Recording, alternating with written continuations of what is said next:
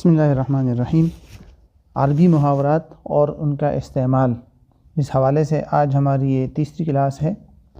آج پہلا محاورہ ہے اثقلتہ اعباء۔ اثقلہ اس کے معنی آتے ہیں کسی کو پر زیادہ بوجھ ڈالنا، بوجھل کر دینا، اور اعباء یہ عبء کا پلورل ہے، جمع ہے، اور اس کے معنی بوجھ کے آتے ہیں۔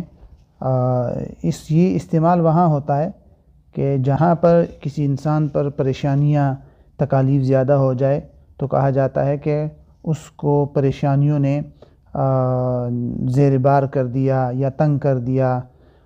تو اثقلتہ اعباء اس کا مفہوم یوں بنے گا کہ فلاں آدمی کو قرض نے، ذمہ داریوں نے یا کسی بھی چیز نے بوجھل کر دیا یا زیر بار کر دیا، ضرورت سے زیادہ بوجھ لاد دیا۔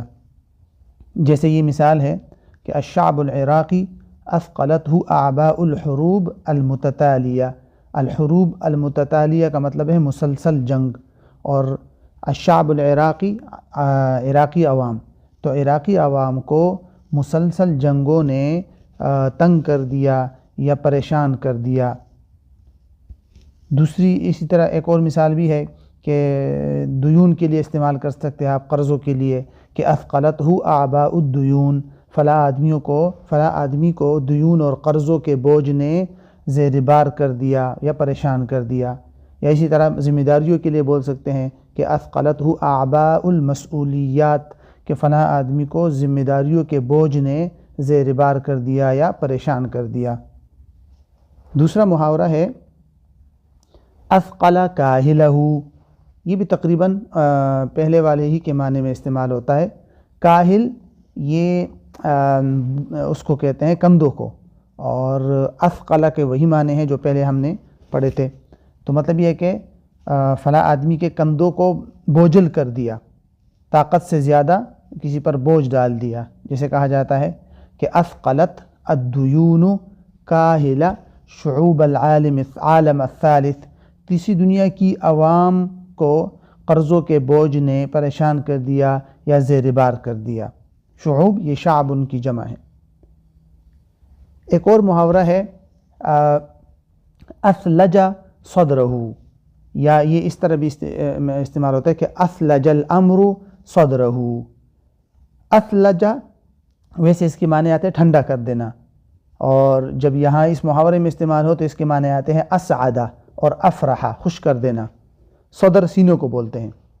تو یہ محاورہ وہاں استعمال ہوتا ہے جب کسی کام سے انسان بہت زیادہ خوش ہو جائے، تو جیسے اردو میں بولتے ہیں کہ فلاں کام سے میرا کلیجہ ٹھنڈا ہو گیا، دل خوش کر دیا، یا سینے میں ٹھنڈک پڑ گئی، اس طرح کے الفاظ کے لیے یہ استعمال ہوتا ہے۔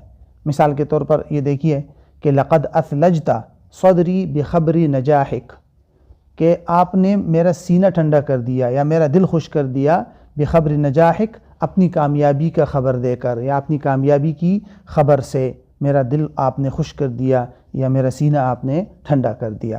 تو ایسے موقع پر یہ استعمال ہوتا ہے، خوشی کے موقع پر۔ آج کی کلاس کا آخری محاورہ ہے احرز قصب السبق۔ 3 الفاظ ہیں۔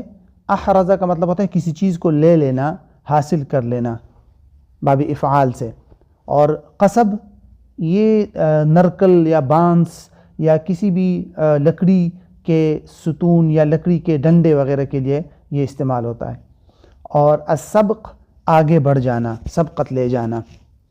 لفظی ترجمہ تو اس کا مطلب یہ ہے کہ احرز قصب السبق، کہ فلاں آدمی نے آگے بڑھنے کا جو ستون ہے وہ حاصل کر لیا، یا آگے بڑھنے کی جو چھڑی ہے وہ لے لی۔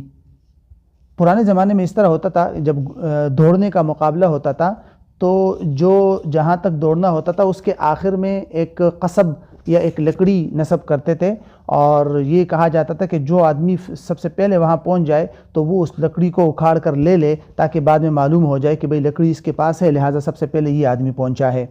تو یہ محاورہ تقریباً اسی مفہوم کو ادا کر رہا ہے کہ فلاں آدمی نے آگے بڑھنے کا جو قصب اور لکڑی ہے وہ لے لی ہے۔ بعد میں یہ ہر طرح کی کامیابی کے لیے استعمال ہونے لگا، جس میں کسی مقابلے میں ایک انسان دوسروں سے زیادہ آگے بڑھ کر اور پہلا نمبر حاصل کر لے، پوزیشن لے لے، تو اس کے لیے یہ استعمال ہوتا ہے۔ مثال کے طور پر دیکھیے کہ دائما ما مطلب ہمیشہ، احرزت جریدۃ الاہرام، جریدہ اخبار کو کہتے ہیں، اہرام نام ہے اس نیوز پیپر کا، کہ الاہرام نیوز پیپر یا اخبار جو ہے وہ ہمیشہ احرزت قصب السبق، ہمیشہ بازی لے جاتا ہے، آگے بڑھ جاتا ہے، فی المجال الصحفی، میدانی صحافت میں۔ تو اسی طرح کر کے آپ اس کو اور مواقع پر بھی استعمال کر سکتے ہیں۔